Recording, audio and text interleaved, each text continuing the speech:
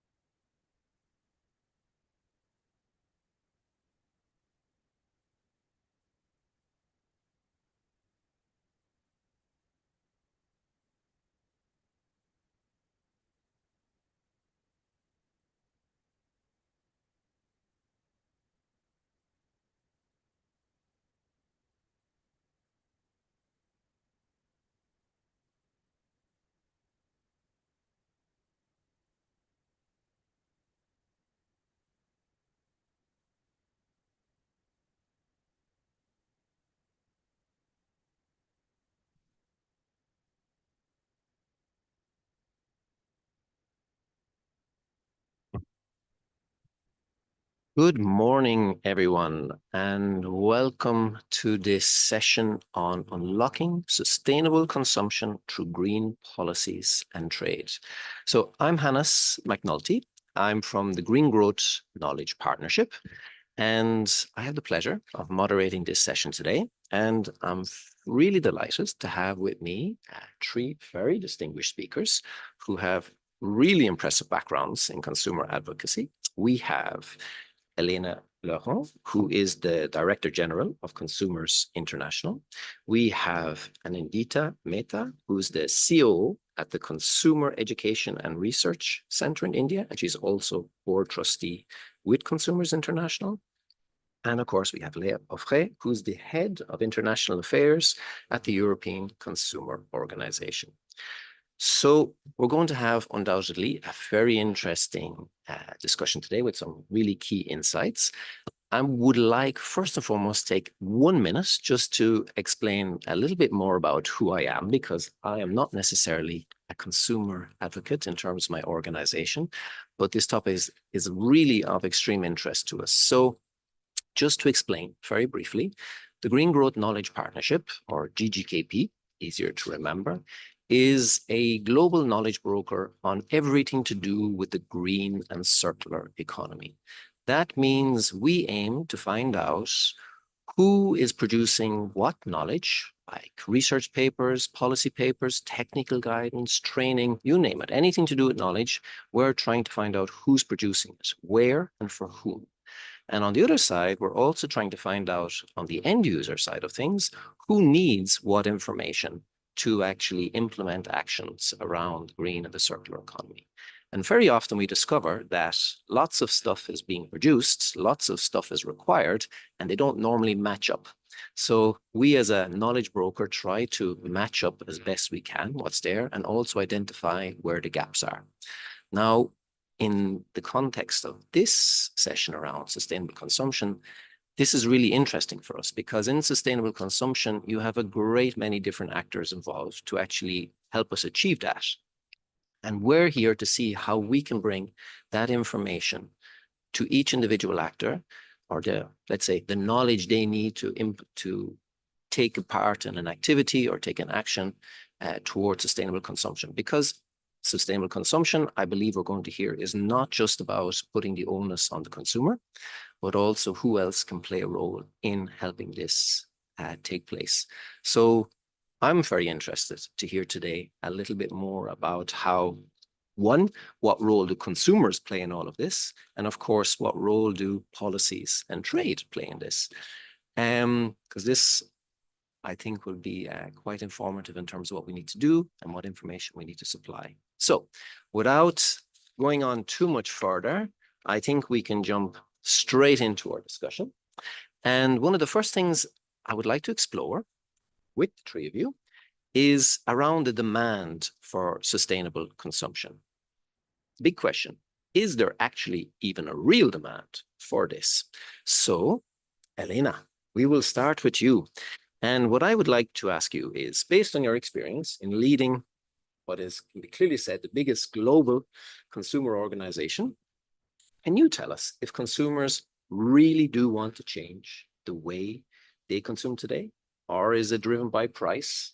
And of course, what role does the geographical location of consumer play in all of this? So could I hand over to you? Absolutely. Thank you very much, Hannes, and welcome, warm welcome, everybody. Thank you so much for being here on a windy Friday morning. If anybody's into windsurfing or kite surfing, etc., there's a great centre across the lake in Geneva, because it'll be a good weekend for that. First, it's such a pleasure being on a panel with a group of consumer advocates. We are not green organizations. We're organizations that stand for the rights of the individual and communities in the marketplace.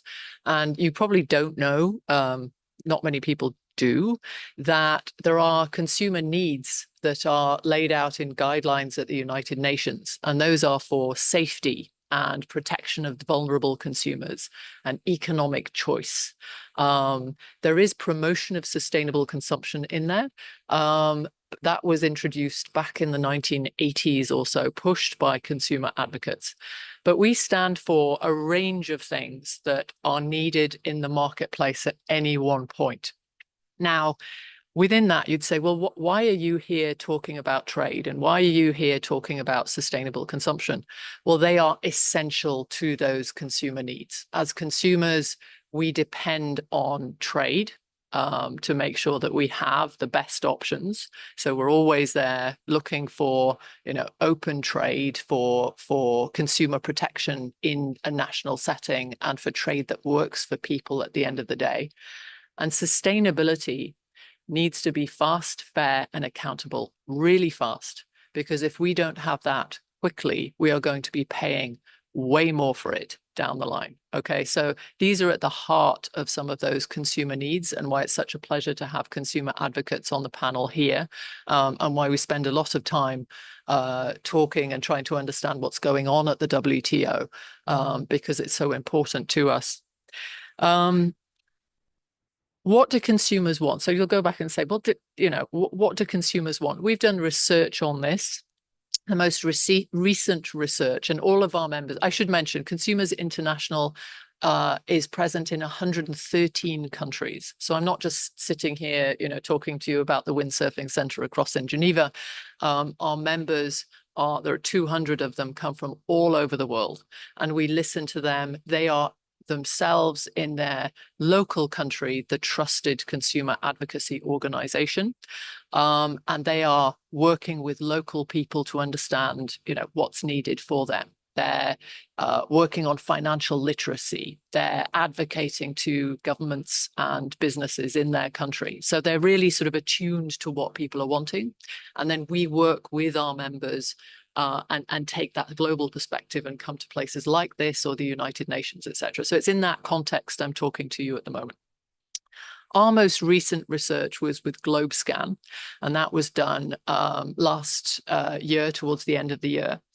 And we got data from about 31 countries. It was about 30,000 people, and then deep dives into some of the biggest economies. And what that came back saying was that 76% of the people surveyed felt that they are directly affected by climate change now.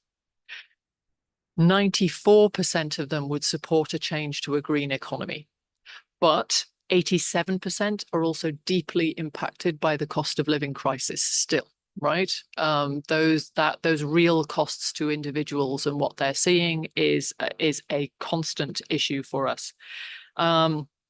Weirdly, now, whether this I think is interesting, 68% believe they could consume less. So there's a real mindset shift going on in the marketplace. The problem, of course, Hannes, is that then does that translate into purchase of what's perceived or marketed as sustainable products out in the marketplace? Okay. And that's where we're like, look, the marketplace is not actually serving our demand, our need for an economy that works for us and for the planet. That's for a variety of reasons. And only part of it is consumers need to change their behavior. Consumers must do something different. Of course, we're going to have to, but the marketplace needs to help us make that the norm. Now, we'll come to that a little bit later on, but within this, we're not naive. Consumers, nobody's, there are individual pathways for all of us to a more sustainable form of lifestyle, a sustainable form of consumption. And that's going to look in ways that we can't even imagine now, probably. If you look at broad segments, there's everything from the most conscious consumers, and even they, of course, might not necessarily have the right actions in mind. A lot of folks sort of within that conscious group might recycle plastics, but they won't be ready to use public transport. So how do you create a pathway for that person versus somebody who is far more cost conscious and might be, absolutely fine with using cold water for washing, but, recycling is a much more difficult proposition for them. So there's a whole different series of pathways. Yeah. Sorry, I'll interrupt very brief because we're on a schedule here, and you've raised a lot of very interesting points, actually, in what you just said. And you mentioned something about you did a deep dive into the biggest economies. And I think what we'll do is I'd like to come back to you. I want to move over to Anindita for the moment, but I'd like to come back to you on this in terms of understanding the large economies, which are quite developed, and also the developing economies. Might come back on that question if that's possible. But I think at this stage, I'd love to jump over to Anindita because you have a lot of experience on a national level. And it would be really interesting to hear from you if you can explain the situation in India regarding overall sustainable consumption. To know, coming back a little bit to the question I just raised there, is it of interest to people? And is it something they're wanting? Is it something they're asking for? Or is it more driven by the government? And I think that will lead back again, this difference between developed and developing countries. That might be an interesting one to go on for. But please, over to you.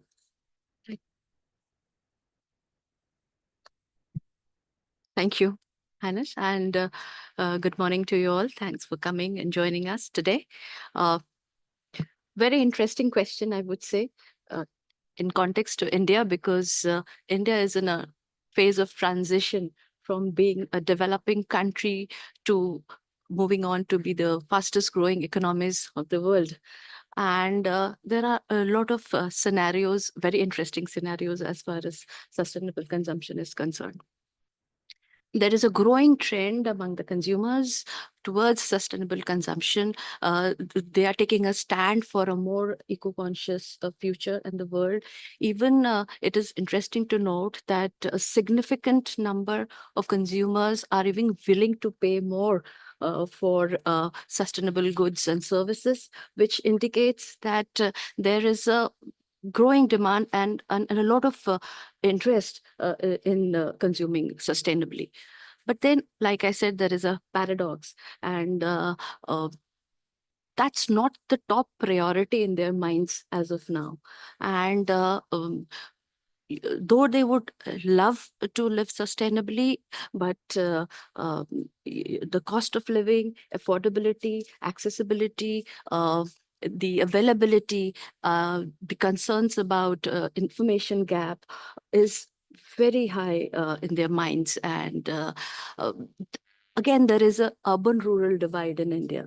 So this trend towards sustainable consumption is more prominent in urban India rather than the rural. It has to penetrate to the rural areas yet. And among the millennials, this phenomena is the demand is rising, but not yet the top priority, like I mentioned. And so in a nutshell, I would say that there is a strong passive demand which needs to be nurtured, which needs to be gently nudged. Consumers need to be gently nudged, empowered, educated, and given the right information regarding consumable, and sustainable services and products. Thank you. Thank you very much. And Anindita, I find it very interesting that you use the word paradox. And I think this could sum up a big challenge we actually have with consumers is, yes, they do want to have a better life, which is generally associated with sustainability, but there are so many challenges thrown up against them for this. And you mentioned a few things: cost of living, availability of even sustainable goods, and an information gap. I think that's a nice summary of kind of key barriers they're facing. And I think it lines up very well with what Elena was saying as well, in terms of 94% would be happy to go sustainable, and yet 87% talk about the cost of living. I think it's globally, nationally, regardless where we're coming across the same thing. So what we'd like to do is look at a developed region, if I may. And for that, I'd like to turn to you, Leah, because you're head of the international affairs at the European Consumer Organization, which means you know what's happening inside the EU, but also in relation to what's happening outside. Are you seeing a change in Europe towards a shift, towards a shift towards sustainability? And is there kind of a market forces we should be taking into account? Thank you very much, Alice. And also thank you for the participants. You're the survivors of the WTO Public Forum on day 4. So we really appreciate you being here today. And to reply to your question, so yeah, we are looking at the EU market. So really, we're kind of a mini CI looking at this region representing 44 national consumer organizations in 31 European countries. And like many of the members of Consumers International European groups are looking at making the sustainable choice the easy choice for consumers. And as Elena was mentioning, for that, one of our priorities to keep trade open and sustainable. And what we're seeing is like, yeah, we are seeing a lot of change in the demand because we are also conducting surveys in our region. And for instance, I'd like to mention one that we did on food, where we ask over 1,000 consumers in 11 countries how they feel about food. And it was really interesting because we could feel the difference compared to the previous years we've done that exercise. 2/3 of consumers surveyed told us that they're willing really to change their food habits for environmental reasons, which is a change really in Europe. And 7 in 10 consumers were telling us that they're willing to pay more, so something we're seeing, especially if food is produced with higher animal welfare standards. So that is something in Europe that is picking up as well. And we've done a more general research also on sustainability as a whole, this time in 16 countries, surveying 16,000 consumers. And half of them were telling us that what they want to do is like when they are taking their shopping decision, they're more ready to buy a product with an environmental label on it rather than a product that does not have an environmental label on it. So quite an important factor in their shopping decision online or in the shops. And we also see from official European statistics that when we look, for instance, at important textile, when it comes to sustainability, the sector of textile, 9 out of 10 consumers want their clothing to last longer, and they consider that manufacturers should really ensure good working conditions. So there is also this new dimension and social dimension as well that is coming in Europe. So now, there is what consumers want, and how do they actually act in shops, you might tell me, or online. Well, now, if we look at the market trends in Europe, we are seeing, like, I can highlight 2 sectors. The first is in the food, where we are seeing a really important rise of sales when it comes to plant-based products, where we're seeing an increase of around 20% between 2020 and 2022, and it's continuing to rise, so fast-growing market. And another sector that is working well right now in certain European countries is the sales of electric cars. In some European countries, we're seeing an increase of even 15%. So change is indeed happening also in Europe on this. Thank you very much, Leah. Actually, one thing that comes out, you mentioned 9 out of 10 people want their clothes to last longer. And it's interesting how sustainability is also about quality.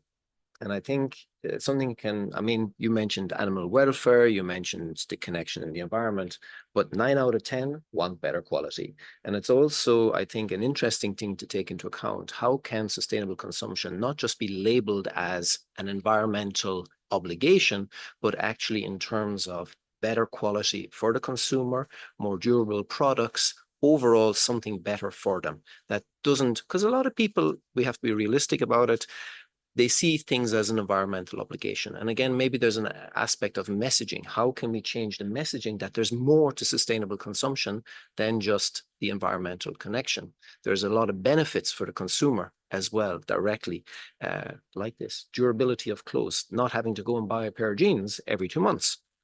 So I think that's quite interesting. It's also, you mentioned environmental labels. And this is probably an interesting one because there's a huge number of environmental labels out there. And maybe I'm giving you a preferential treatment by asking you a second question, but maybe you can answer very quickly. Are there perhaps too many environmental labels out there? Because the EU, I know, is trying to do a lot on this, but we also have consumers complaining a lot about too many environmental labels. Perhaps you could just give me 30 seconds on that. Yes, no, thank you very much for this, because this is something, and we've done a lot of research. I know CI has done also on greenwashing. Consumers are getting lost in this sea of environmental labels, and anything and everything can be labeled as being sustainable. And this is very misleading for consumers. And in the research that we've done, actually, consumers told us only 3% say that they would be able to always distinguish a false green claim. So it's really problematic, and many are telling us that it's really hard for them to understand what is really sustainable and to trust the marketplace. So that is why in Europe we are regulating this. So if you want to claim that it is sustainable, bringing the proof, you need to substantiate that claim. Otherwise, you do not go to market. Thank you very much, Leah. And at this stage, rather than actually continuing to turn to my speakers, I do want to turn to you, the audience that are taking all this in, because I'm well aware there's a lot of trade experts and other types of experts here in the room. And I want to prepare you that in about 15, 20 minutes, I'm actually going to be turning to you to hear from your side, because the speakers are also interested to hear your perspectives. So start preparing your questions, start preparing your inputs, because I will be turning to you in anticipation of your great insights. So just to give you a little heads up that in about 20 minutes, we'll also be involving you a lot more. So leaving you with that in anticipation, I'll go back to my speakers. And the reason I wanted to talk and ask you a little bit about the labels is that this comes down to policies as well. I mean, labels, coordinating them, and also helping import, export function well. We're talking trade here. We're talking green policies and trade. And this is where I want to move to now. And I'm going to move back to you again, Elena, if I can. And if we take into account what we've just been talking about, the fact that, yes, they want change, but they have a large number of barriers facing them. Okay, they want not just sustainable change, but also quality. So there's a commercial benefit out there as well. Could I ask you if you can elaborate on what consumers believe should be the primary agent of change? And by that, we mean, should it be national governments? Should it be something international? What role should industry play? Should they take a leading role? What are the kind of key factors we should be taking into account here when we deal with one or all of these at some stage? Yeah, I think it's important. Consumers have never made a decision purely on price or purely on one thing, right? It's always been a mix of issues, and it's a price quality equation, right? So I think one of the interesting things is thinking about factoring this in. This is a modern definition of safety. We have all, as consumers, you always look for a product that it has a price value equation that has some level of safety baked in. We are right now redefining our understanding of what safety means, right? We didn't think of this before, just as way back we might have been happy to buy a car without a seatbelt. Now in some places in the world, you wouldn't even think of that. So in 100 years' time, hopefully, if we get it right, this will all be baked into our notion of safety. And how did we get to safety? Well, there are a whole bunch of different things, from regulations to standards to trade agreements to the whole piece underlying that, right? So I think that's one piece. I also want to pick up on something you said, which was, well, consumers want something, but they're not willing to pay for it. That suggests that there's a very significant burden of this shift that's on consumers to make. Well, if they don't want it, how are we ever going to make this happen? Very doable. We've made that happen in terms of making marketplaces safer around the world. So one thing I think is actually going, and rather than pushing a green narrative on people, start with their intrinsic values for efficiency, for safety, for style, for this is going to be the norm. So, use our best marketing instincts, and, where is the consumer data to help us make that shift? Where is the data and the understanding and the effort, so that, for consumers who can afford this shift, they are surrounded by the best information and the best levels of access. And for people who genuinely cannot afford this, who are growing in every economy, how do we make sure that we can support them? And that has to be now with real sort of changes in how subsidies are distributed, with genuine thinking about support for vulnerable consumers in some of our most important sectors like food and energy. Now that then comes back to, tariffs, that comes back to the agreements between countries, that comes back to, all the way through to certification schemes, so that's why the WTO matters, so that we can support that shift for consumers, whatever their pathway may be. Okay. That's, back to your question though. What was it? Remind me what your question was, because I just wanted to pick up on earlier points, which were like, there's a balance here. It's consumption and production. And SDG 9 is one of the most underutilized and under-recognized SDGs out there. We need to get that right. So I think it builds on exactly what you just said, because Cool. who should be the primary agent of change? Well, so there's more. I mean, this is the other. Many people believe that they're doing all they can. So we need better information out there, so that it's not about, oh, well, if I recycle something, that's probably okay, but I can take my car for X, Y, Z. There's an entire information element that needs to happen out here. But, and I think this is right, about 80% of people in that survey I mentioned before do believe that it's governments and businesses who can make that change. And realistically, that is going to be the fastest way that we get there. One of the things is, they also want to see greater accountability. So companies being held to account, governments creating, the regulations so that this is, because people know this is one of the fastest ways that we're going to see change.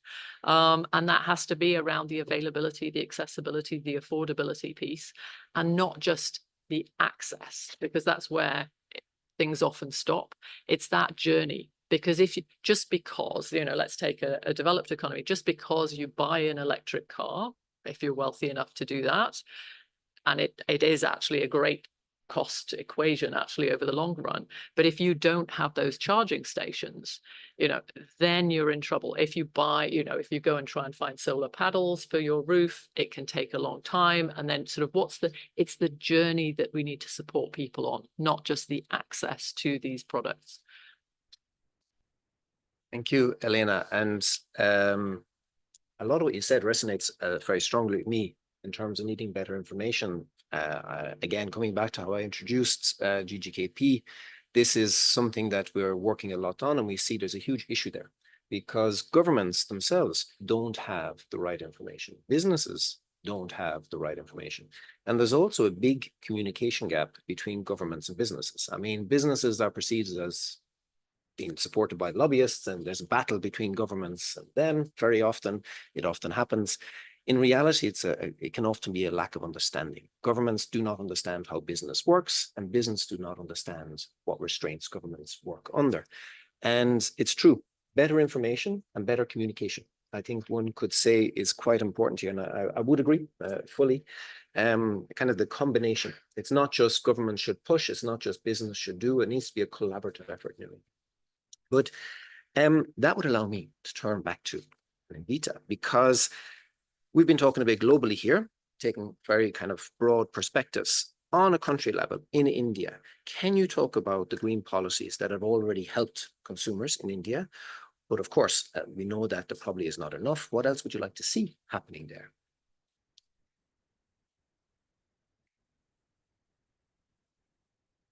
So in India, I would like to talk about two specific policies which are really helping people on the ground. One is India is a country with high energy demand, but it is also a champion of the transition that has been made towards the renewable energy.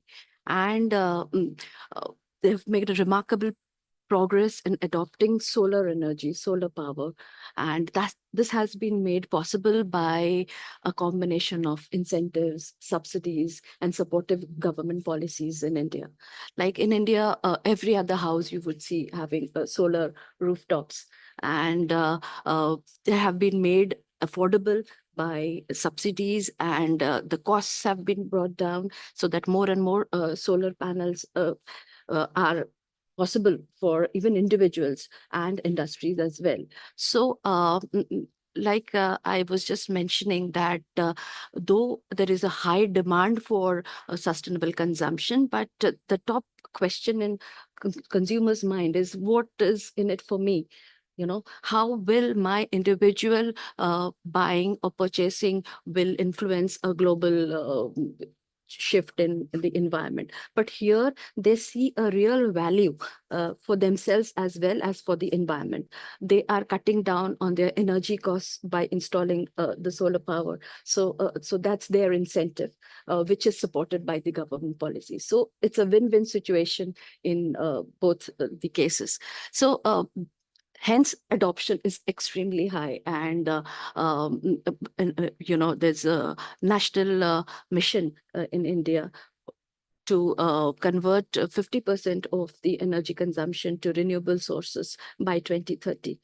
And by 2030, about 100 plus gigawatts of solar power capacity India is aiming to build. And it's going to be possible because everybody is involved in this transition phase. So that is one thing. Another policy, is the Mission Life. It's a India-led global mass movement, which was unveiled during the COP26 at Glasgow. And this is a policy, a program rather, which it's a campaign, it's a global campaign beginning from India, which will nudge individuals to make small shifts in their consumption patterns, which when multiplied will actually be a humongous impact on the environment. And according to UNEP, even if 1 in 8 adopt these easy actionable activities, then it could bring down the carbon emissions by more than 20% by say 2028. So that's a huge impact. With this, I'm not saying that the onus is only on the consumers. No. They need support by way of incentives, subsidies, policy support, infrastructure support, which is like Helena was just mentioning, that the uptake of EVs, even in India, it is we can see a very positive change. People are opting for it, and but the policy support should be there, and the companies are planning about say 22,000 service charging EV charging stations across the country. There are tax benefits while buying an electrical vehicle, which is again supporting the consumers. So it's a mix of both, nudging the individuals, nurturing their passive demand for sustainable goods and services, at the same time supporting it up with the government policies, incentives, and programs. Very interesting. Two very interesting examples, actually, Anandita, and just get you to switch off your mic. One thing that comes out there, you mentioned at the very beginning, when it comes to the consumers in India, there's a big aspect of what's in it for me. And I think that very interestingly comes back to Elena, where you mentioned we need to stop pushing the green narrative and focus maybe on a better kind of messaging around the crucial benefits. I can see you want to jump in straight away. Fine, I'm getting ready. You're getting ready. Well, what I was going to do actually was not pose you a question straight away on this, because you've both come up with something interesting here about this thing of when we talk about trade negotiations, we have to consider something as simple as the consumer saying, what's in it for me for these things to work? Because trade should not be a barrier. Or the negotiations around trade should not be throwing up barriers. They should be throwing up openings. And how do we do it? How do we think about the consumer and the way they want to get something out of it? Jeans that last longer, simple things like that. That actually brings me to Leah, I have to admit, because you've been, I believe, following the debates here in WTO. And again, I think we should always come back to where we are and the role WTO plays in all of this. And again, it's also from the EU perspective, because the EU is involved in a lot of trade negotiations. Do you think that as a result, trade can be a facilitator of sustainable consumption or a barrier? Taking into consideration that we do have this aspect of, we need to change our narrative. We need to buy in with the consumer, that they need to get something out of it. And yet we need to have a leadership from both governments and businesses. No, I'm insisting. You'll get your chance. Thank you very much for that question. And maybe also to come back on what Elena said previously, I mean, it is a fact that we need trade to be open. I mean, especially in this transition, consumers are going to need to have access. You mentioned those jeans that are lasting longer. It's about like EV, electric vehicles. It's about sustainable food. It's also about heat pumps. If we're going to also need to change the way we're eating and cooling our homes. At what point or another, we're going to need to import from other countries, whether it's a finished product or raw materials or parts. This is a fact. So we do need to have open trade. And here, coming back to your question, trade needs to be an enabler in this transition, in this change for consumer habits as well. And if we want, either in the WTO, but also for each government for their bilateral trade agreements, if we want to have trade agreements that remain relevant in this new geopolitical context, in this new sustainable context, we really need to rethink how we do trade agreements, especially the market access dimension of trade agreements, which is a bit underused at the moment, in our opinion. Because right now, if we want trade to be an enabler, we are going to need to focus to provide access to those raw materials that we're going to need, those products that consumer needs, like electric vehicle, it can be heat pumps, more sustainable food, rather than products that can actually harm the environment. And actually, because this is really how trade can concretely help consumers make the sustainable choice. And if I look at my region, even in Europe, which is supposed to provide now, the most sustainable trade agreements, actually, when you really dig a bit deeper after the surface, what we see is that we're continuing to have old-fashioned trade agreements, especially when it comes to market access, focusing on products that are not that good for the environment very often, instead of really trying to identify the green goods, the green services that we need to have. And this is where we really need to change. And just adding chapters about sustainable development, about labor and environment, it doesn't do the trick. It does not get us, it doesn't get consumer support. We want to see really concrete benefits from here. So this is how trade can be an enabler, and how trade can not be an obstacle to sustainable consumption. Here, this is something that needs to happen here in this building, because very often when there are discussions about domestic regulation, and Indita was mentioning some, and then others, like those rules that countries are taking to promote sustainable consumption, to promote more circular economy, we see a tendency of playing kind of a threat games between WTO members, where one member will tell another, if you do adopt this policy, well, we might end up in dispute settlement, or I might retaliate against you. This gives first a very negative image of trade towards the public. That is something people really need to be aware in this building. And also, I mean, this is not constructive at all. This is not what trade is supposed to be. We need to really keep trade open and try to find a better, more constructive approach to this. We have in this building also a committee on environment. Let's use that space for more dialogue, because we fully agree that, for instance, in European Union, we have an armada of new laws, and it was a lot for many developing countries. We need to have the space to dialogue, to better explain where it comes from. It also comes from the consumer demand, and we need to change our habits, because this is an emergency. We have the climate crisis to face. So we need to use the space of the environmental committee to talk about this, to exchange among one another, and try to see how we can reduce barriers between us, to keep the lines open, of course. And something that would be very beneficial as well is to involve more civil society organization like consumer groups. You see the wealth of data that they are bringing here.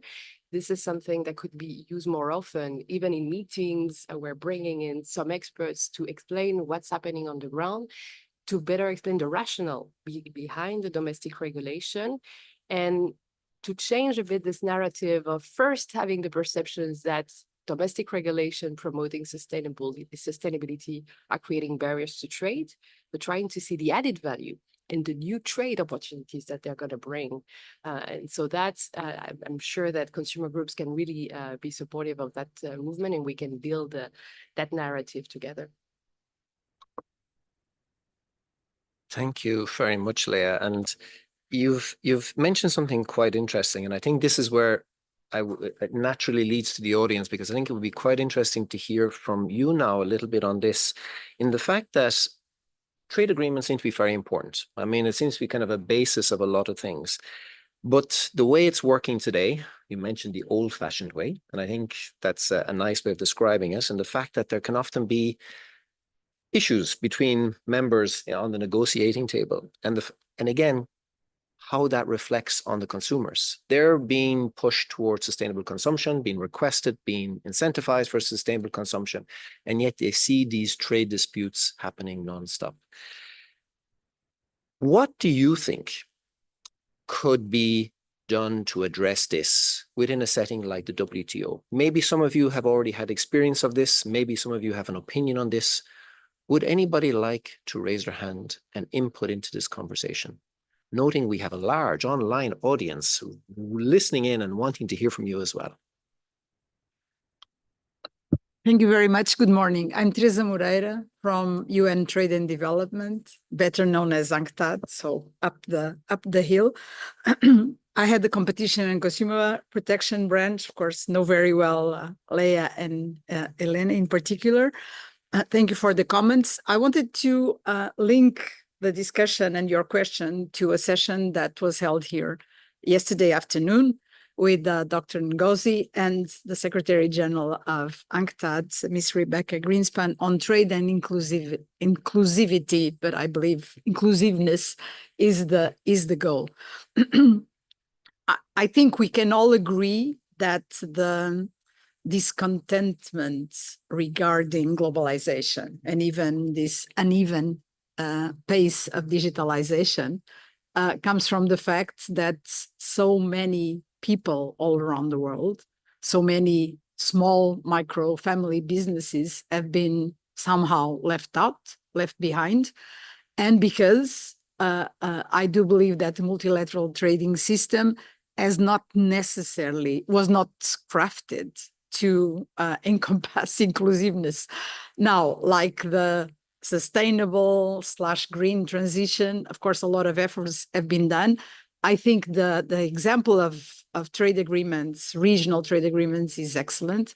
For instance, competition law and policy, from my point of view, due to the influence of the European Union, has really been regularly, continuously included in the framework of regional trade agreements.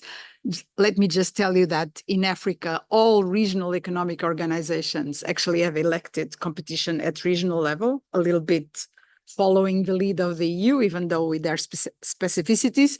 Some also have included consumer protection agreements, but there is clearly not, as Leah mentioned, a concern with the demand side, with consumers. And it is true that a sustainable transition, a green transition needs to involve and needs to be driven also by consumers. So that is clearly work that can be done, of course, within WTO, but also pushed by member states in other organizations. And allow me to mention UNCTAD, because we provide the largest platform. We have 195 members. And our focus is to assist developing countries. So we are the voice of developing countries. And we do policy advice, supporting countries, for instance, to prepare and to identify their best interests to negotiate in WTO, among other things. So there is a work that we have been doing since we have both competition and consumer protection. But this needs, and I would like to refer to a question you asked earlier to the speakers, who can drive this debate? I think this is a very good example of multi-stakeholder and something that is shared responsibility. Let me just mention that the UN guidelines for consumer protection were revised in 1999 to add sustainable consumption as a very important goal. And the recommendations state very clearly that sustainable consumption is a shared responsibility between governments, between international and other organizations, between civil society organizations, consumer organizations, business organizations, academia, and consumers themselves. So this is not something that we can just hand over to one or two international organizations or to governments. So clearly, this type of session is extremely important to increase the awareness, of course, Consumers International and book, and at national level, a number of very vibrant consumer associations in developing countries are doing excellent job. But I think, of course, there's still work to be done ahead. Thank you. Thank you very much. Some very, very interesting comments there. And I'll be turning to the rest of you now in a minute again, but I think I would say my speakers are dying to. Oh, yes, we have another one here. So we'll take your input and then I'll get reactions from our speakers. Okay, thank you. Thank you very much for your presentation. So I work for Umundi, which is an NGO based in Brussels, supporting a small-scale agriculture in Global South. I have two remarks regarding the let's say sustainable food, mainly about like the drivers, because we heard like this, like some factual facts about like food consumption, but I've barely heard things about like what are the drivers of food consumption. And by that, I mean like we saw that there was like in last years there was like a huge inflation in Europe and worldwide, which is which has been spotted to be due to corporation profit. So it's an inflation that is due to corporation profit. I've not heard any of you talking about like corporation regulation, which is affected tremendously consumer rights, because we know that millions of people in Europe and elsewhere are driven in food insecurity because of corporation profit. So I think it's important to mention. And my second remark about drivers is also about like agricultural, sorry, I lost my question, about agricultural subsidies and agricultural model, let's say. We saw that like in an open market, like as promoted by WTO, like the mainstream vision is let's exchange more and less. Each country specialize and what is done best, basically. So, for example, in Europe, we benefit from green box subsidies, and so we produce a lot of meat, wheat, milk, which milk that in the end is like exported to West Africa country, and so which is affecting the food security of Western Africa. The same with NAFTA, for example. We saw like the impact of cheap corn on like Mexican consumption. So again, what about this driver of like agricultural model, and how can you relate it to the agricultural negotiation, for example, about the green box, about public stockholding, and how this can affect food consumption? So yeah, that's more or less my idea. Thank you. Thank you very much. I think we now have two interesting perspectives to bring to our speakers. So I'll try summarize really briefly so that it makes it easier. I mean, we have heard about the need to have a multi-stakeholder approach that is somehow bringing everybody in to address the inclusive issues that we have in trade agreements. We need leadership, but we also need multi-stakeholder discussion together, which can sometimes go against a leadership aspect. And we have here on the sustainable food side, the issues that have arisen here. One is, I'll take a key word, corporate regulation, how that impacts the market there as well, but also our subsidies in the EU, how that negatively impacts other countries when we export. Would anybody like to go first from the panel here, as you think deeply about these? Leah, please. Yeah, thank you very much for your question. I might not be able to answer to everything because, I mean, you know, like each organization has a specific topic and mandate, but I will try to go as much as possible in detail. Thanks a lot first, Teresa, for coming and for your comments and question. I have another question also for you because you were mentioning UNCTAD, and it's true, I haven't mentioned it. I've mentioned the Environmental Committee of the WTO for this specific purpose, but UNCTAD, it's true that it's providing that access, especially for NGOs, because here, even for us NGOs, having a session in the public forum is already an achievement, even though it's on the last day, but still we appreciate it. But at UNCTAD, it's true that, for instance, when you organize the e-commerce week, this is a great forum for us to get in touch with governments, with companies, with other organizations. And it's really multi-party. And it's a bit more concrete, a bit less really focusing on trade narrative, but looking really at market trends as well. So maybe I was wondering if maybe it exists already, but is there something similar than the e-commerce week at UNCTAD that you organize that could touch upon sustainability that maybe civil society could use? That would be maybe interesting so that we could further continue the discussion in a specific fora, because very often civil society groups like it, this setting, they feel that they're really empowered to bring the voice of their constituency. And before maybe you answer, I can come back to your question on agriculture, and I can just focus maybe on how we negotiate in trade agreements, at least in the EU, on agriculture. And this is what I call old-fashioned in a way. One thing that was shocking for us recently was the EU-New Zealand trade agreement, because we're like-minded partners. This agreement is quite positive.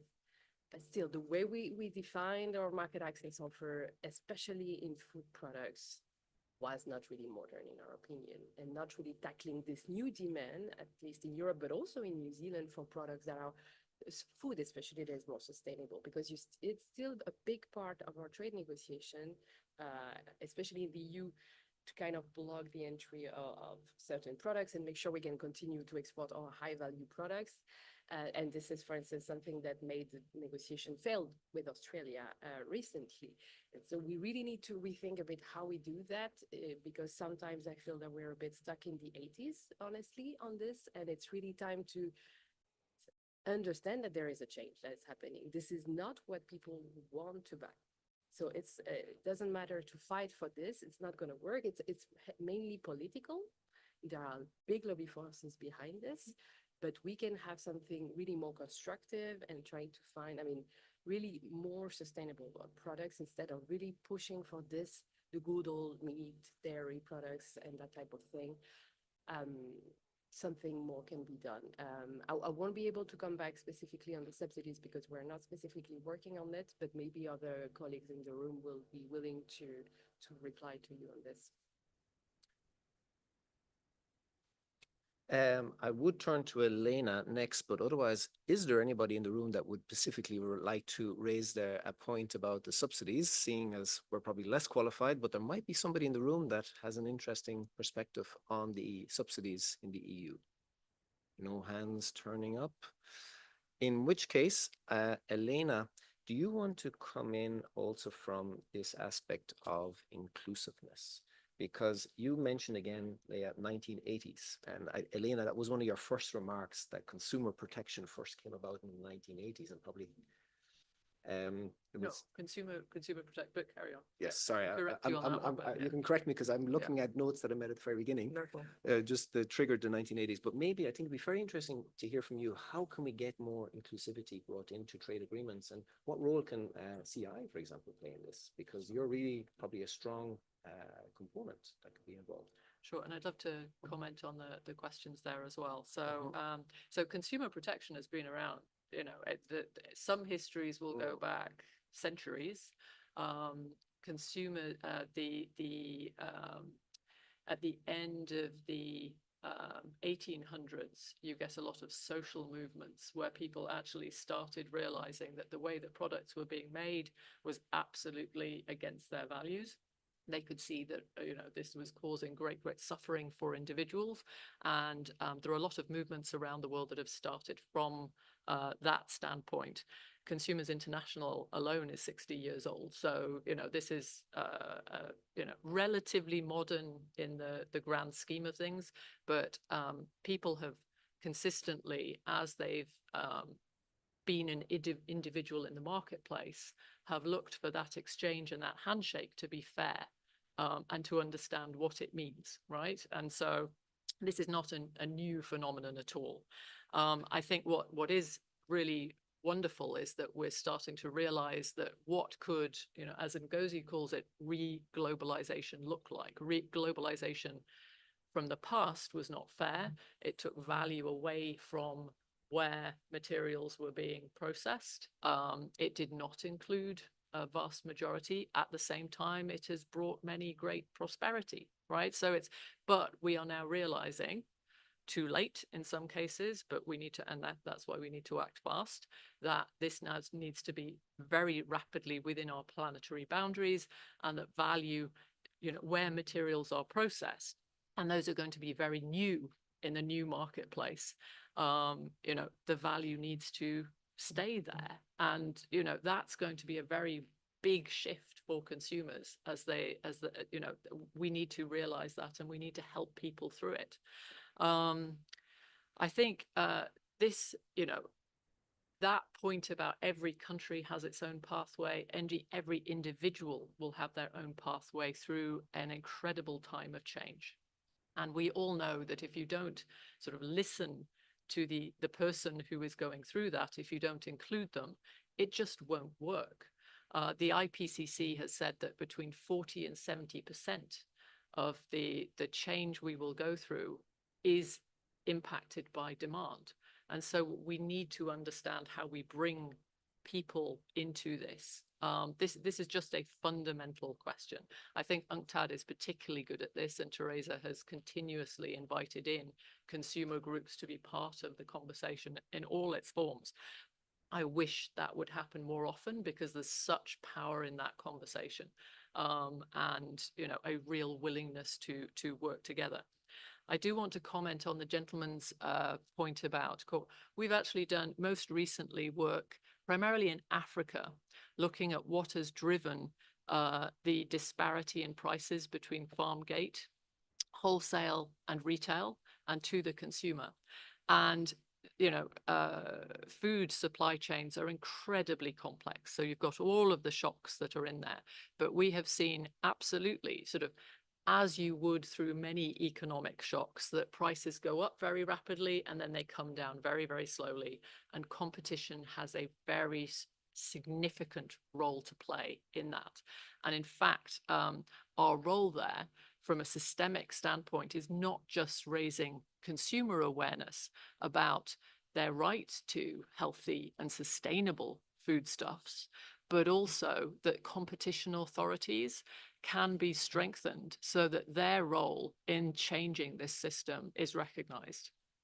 Because the farmer, their livelihoods, it is desperate, and then on the other side, consumers are suffering and don't have access to healthy and sustainable foods, and we need to reimagine within this re-globalization what supply chains can look like. I think that is not just a challenge, it's an incredible opportunity for us. What I would love to see also is celebrating some of the entrepreneurs who are taking that step. They don't get the incentives they need. This is not recognized, and they are working on a playing field that just doesn't lead us in the right direction fast enough. And indeed, just last point, Anandita pointed to some of those examples of energy systems where consumers are rewarded for making that change. You can see pockets of these growing around the world. That is really exciting. How do we support the growth of that kind of change? Back to you. Thank you very much. And I think, Anandita, you'd like to come in at this stage as well, if I gather rightly. Yes, please. Sorry. There's one more initiative I would like to point out coming from India.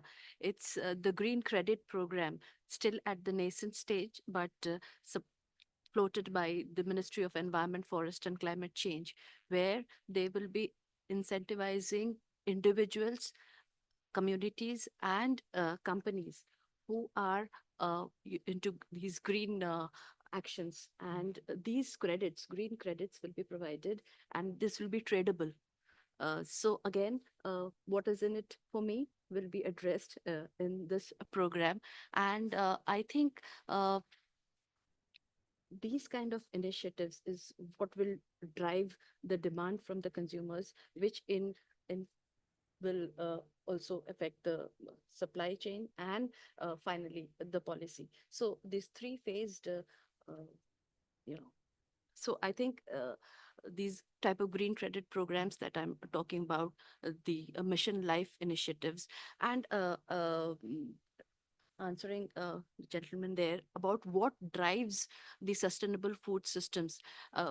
Talking about India, the health consciousness mainly about after the COVID-19 pandemic, people are turning towards natural products, organic products, looking for eco marks. They're so into the health conscious initiatives, and then so that is driving a change towards sustainable food systems. There's growing awareness about reducing on ultra processed and processed foods and getting back to natural local food, which again, and here again, the government in incentives and subsidies towards farming also is helping out for the production side as well. So I think these are the drivers. He was asking about, what is driving the change. So that was an answer. Thank you very much, Anandita and Leah and Elena. I think that's already been some very interesting insights that we've been able to address. Would anybody else like to take the opportunity to raise their hand? And yes, please. And I think we have a note. Sorry, we have 1, 2, 3. So if you don't mind, because we've already spoken, may I just give the chance? I did see the hand coming up here first. So please. Yeah. Yeah. Yes, please. Yeah. Yes, good morning, everyone. Frank Faraday from the British Standards Institution, the national standards body of the United Kingdom. I had a question specifically for Leah, if that's all right, about the EU's approach to FTAs. You mentioned there, and I apologize, I came rather late. I got drenched on the way, so it was drying off.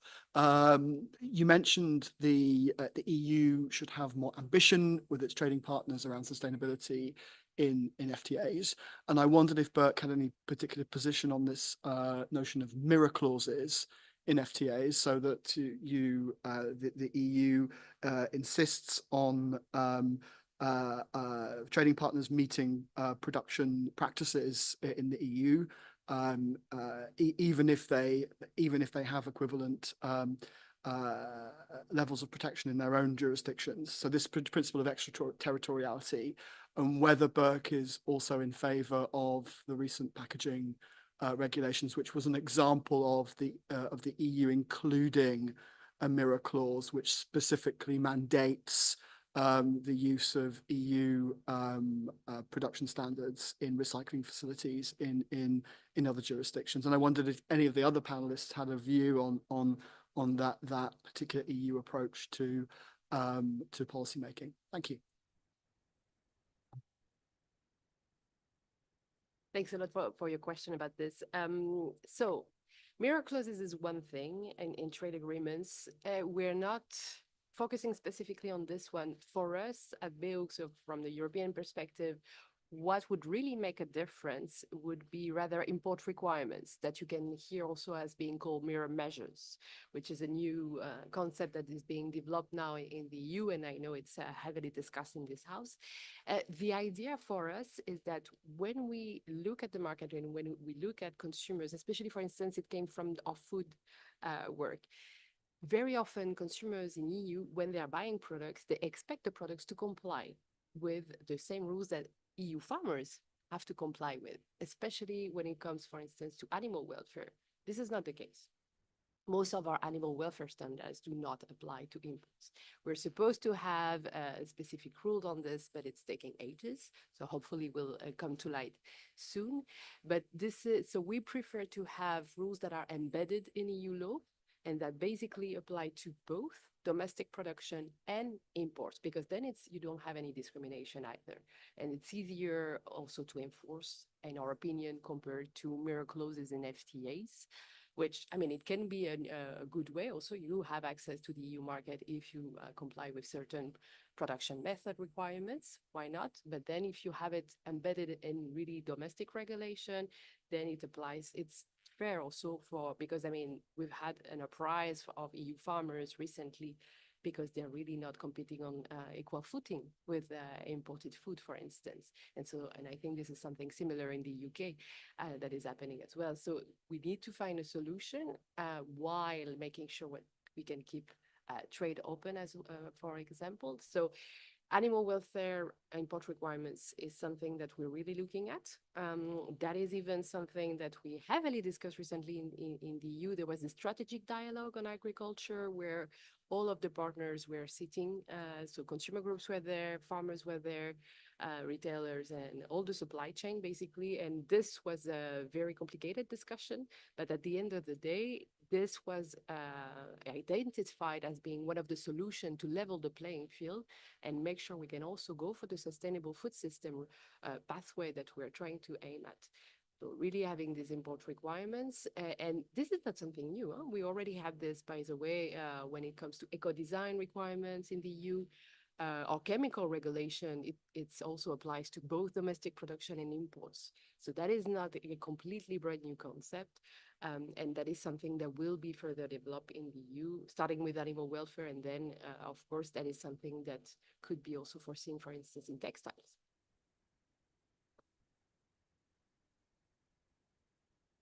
I would like to let the others answer as well, but I do realize we have another gentleman, and I'd like to take the opportunity if I can. So please, if I can let you ask your question. Thank you very much. Good morning. My name is Liam McHale from the Irish Farmers Association. Just the topic that's been discussed about consumers willing to buy more sustainably and information that is being provided to them. I'm wondering, do consumers really want to buy more ultra-processed foods and avoid consumption of animal products, which provide vital vitamins, minerals, amino acids, and a lot of co-benefits? Do consumers realize that in relation to the environment, that animal products and the production, there are huge strides being made in reducing the negative impact of livestock agriculture? Genetics plays a large role in that, but that takes time. But unfortunately, it seems to be compared to industrial emissions. And obviously, there's a huge difference. We don't believe that natural biogenic methane and those type of emissions should be compared with industry. So what I'm like the panel, their views, that is the information that is being provided to consumers fair and balanced? Because there are scientists out there that are coming back and saying, well, hang on, there are a lot of co-benefits in relation to livestock production and consumption of animal products can actually be healthy. And I refer to the work of Dr. Alice Staunton in relation to the Eat Lancet report and the scientists in Dublin Declaration who came out very strongly in relation to this. Because from a farmer perspective, and we've touched on the protest that took part in Brussels earlier this year, unfortunately, the farmers seem to be coming at the wrong, getting a lot of the negative publicity around this. And it's for that reason that I think they came out so strongly defending their sector and the consumption of animal products. Thank you. Thank you very much. Now we have literally 2 to 3 minutes left. So would any of you like to quickly respond? And Adita, maybe a 30-second response. That's okay. So he was talking about the information gap to the consumers.